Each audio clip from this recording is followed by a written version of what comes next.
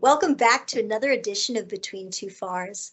I'm joined once again by our Johnson Space Center Chief Counsel, Ted Rowe, and we've been talking about the transformation that NASA has been going through the last 25 years and its impact on our procurement community and on the way we do business. Today, we're going to talk a little bit about some of the very specific impacts that come and land right on your desk. Ted, can you talk to us a little bit about the transformation we've been going through and how that's impacting our workforce today? Absolutely, Warnick, I'd be happy to. So let's talk about, the collateral consequence of this transformation in NASA's acquisition approach from traditional DDT&E, cost reimbursable single awardee contracts to service-based fixed price, generally multi-awardee contracts. So the first big one is that under the previous paradigm, where NASA was pretty much the only game in town, NASA was the owner and operator of the system that was developed, and that continues even today. You see it in the ISS program, you see it in Orion and SLS. Those systems were created based on NASA's original paradigm, where it's a traditional DDT&E contract. But the new contracts, the service-based fixed price, generally multi-awardee contracts, NASA is a customer and can be one of many customers. So that's a significant cultural difference that permeates into the NASA workforce, where NASA is the owner operator versus NASA being a customer. So another major change is that under traditional DDT&E contracts, NASA has oversight and makes decisions on design, development, testing, and evaluation. It is a DDT&E contract. In the new paradigm, the service-based fixed price, generally multi-awardee contract, NASA has insight, not oversight. It's a pretty significant cultural difference, substantive difference in terms of NASA's role in these systems. And really, it's between systems versus services.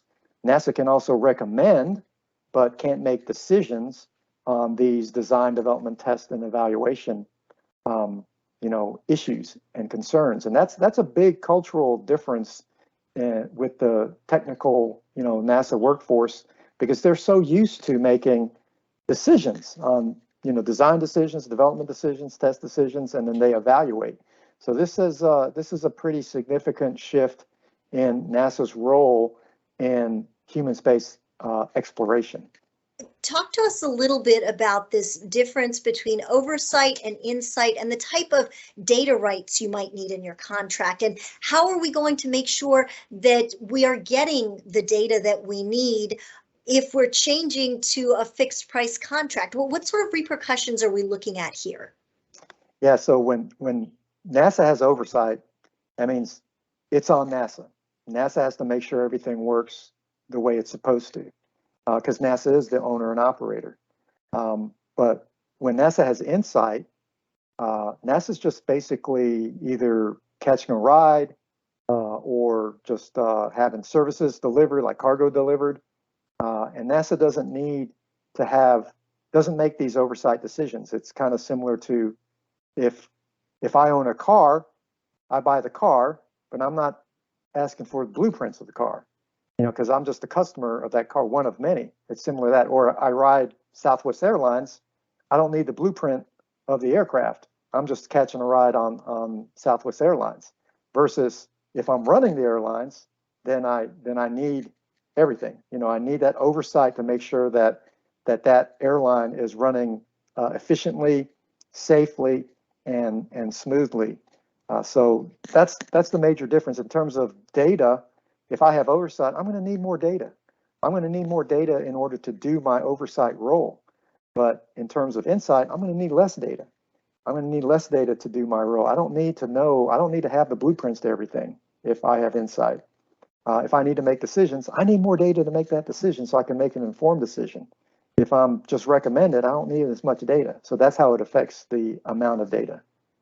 It sounds like as a workforce, we're moving. We're no longer in a position of authoritarian or director, or we're not in a position to be demanding anymore. It almost sounds like we're needing to partner with industry a little bit more. Can you talk to us a little bit about how our role or our mindset needs to change? Yeah, absolutely. Remember, this is all being driven by the external environmental factors that we talked about in a previous episode. Specifically that dynamic between, less federal budget and the discretionary regime, and then the increased, complexity, duration, and cost of the missions that NASA wants to achieve.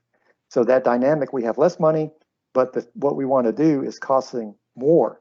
So because of that, that's driving us to rely on industry partners and international partners in order to achieve our mission, because we don't have as much money as we did in the past. Apollo, that paradigm is, I would predict, I would willing to bet a lot of money that's never going to happen again. NASA's never going to be more than 1% of the entire federal budget. I'd bet a lot of money on that. So that's the paradigm that we live in, and that reality has forced us to become creative and, in a good way, work with industrial partners and work with international partners in order to help achieve our mission. Ted, that is fascinating. I really think we've just scratched the surface of these collateral consequences that come along with the type of transformation that NASA's been undergoing this last 20, 25 years. Let's continue this discussion and dive a little bit deeper into these consequences. It's like a great plan. All right. Join us again next time, Between Two FARs.